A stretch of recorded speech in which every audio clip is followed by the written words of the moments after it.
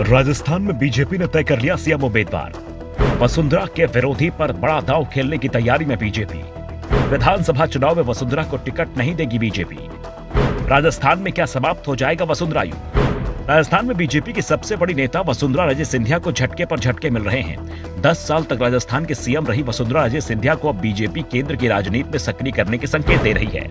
दूसरी ओर वसुंधरा राज्य छोड़ने को जाने के लिए तैयार नहीं दिख रही हैं। वो पार्टी पर दबाव बना रही थी कि इस साल होने वाले राजस्थान विधानसभा चुनाव के लिए पार्टी उन्हें सीएम उम्मीदवार घोषित करे।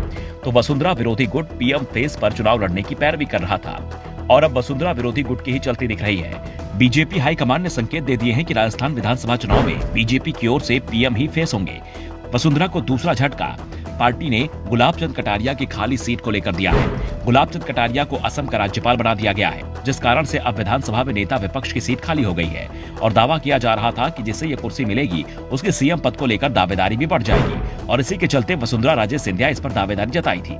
लेकिन बीजेपी ने उनकी इस दावेदारी को भी खारिज कर दिया और जिसका डर वसुंधरा समर्थकों को लग रहा है, बीजेपी ने वो ही फैसला कर लिया है।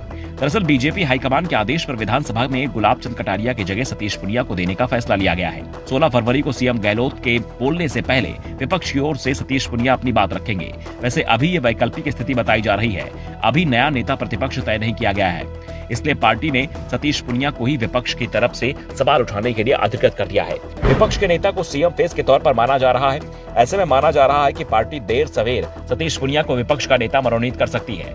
उप नेता प्रतिपक्ष राजेंद्र राठौर भी विपक्ष के नेता के रेस में शामिल है, लेकिन जिस तरह से पार्टी ने सतीश पुनिया को आगे किया है उससे राठौर पिछड़ते हुए दिखाई दे रहे हैं। साथ ही वसुंधरा राजे सिंधिया भी पिछड़ती हुई दिख रही हैं, क्योंकि सतीश पुनिया पहले से ही बीजेपी के प्रदेश अध्यक्ष हैं और अब उन्हें विधानसभा में नेता प्रतिपक्ष का दर्जा मिल भी जाता है तो इससे साफ हो जाएगा कि विधानसभा चुनाव में बीजेपी को बहुमत मिलने पर वो प्रदेश के सीएम बनेंगे। वैसे ये भी तय है कि सतीश पुनिया को बीजेपी सीएम उम्मीदवार घोषित करके चुनाव नहीं लड़ेगी, क्योंकि इससे पार्टी में कई मुश्किलें खड़ी हो जाएंगी। वसुंधरा की पूरी तरह से अनदेखी पार्टी पर भारी पड़ सकती है। वसुंधरा राजे राजस्थान के सभी वर्गों में स्वीकार्य नेता है। वसुंधरा के कद के सामने पुनिया कहीं नहीं टिकते हैं। ऐसे में बीजेपी हाईकमान को बहुत सोच समझकर फैसले करने पड़ेंगे। इस बीच राजस्थान के विपक्ष के नेता गुलाब चंद कटारिया विधानसभा से विदाई देने की तैयारी भी शुरू हो चुकी है। 16 फरवरी को विधानसभा की ओर से डिनर आयोजन किया जाएगा, जिसमें सभी विधायकों के शामिल होने की संभावना जताई जा रही है, क्योंकि इस समय विधानसभा का बजट सत्र चल रहा है, इसलिए सभी विधायक जयपुर में ही हैं और सभी के डिनर में शामिल होने की उम्मीद भी की जा रही है।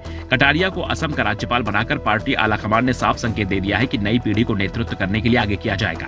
ऐसे में माना जा रहा है कि 70+ नेताओं के टिकट नहीं दिया जाएगा। विधानसभा चुनाव तक वसुंधरा राजे सिंधिया भी 70+ के नेताओं में शामिल हो जाएंगी। ऐसे में उनके टिकट पर भी संकट के बादल दिखाई दे रहे हैं। दावा किया जा रहा है कि जिस तरह से गुजरात में बीजेपी के दिग्गज नेताओं ने खुद ही विधानसभा चुनाव न लड़ने का ऐलान किया था, पार्टी उसी तरह का दबाव वसुंधरा पर भी डाल सकती है, लेकिन इसके नुकसान ज्यादा दिख रहे हैं। ऐसे में शायद वसुंधरा को विधानसभा चुनाव लड़ने से बीजेपी नहीं रोकेगी, लेकिन उनके कई समर्थकों के टिकट काटे जा सकते हैं, खास तौर पर ऐसे विधायकों के जो 3 बार से लगातार चुनाव जीत रहे हैं। ब्यूरो रिपोर्ट, द नव दर्पण न्यूज।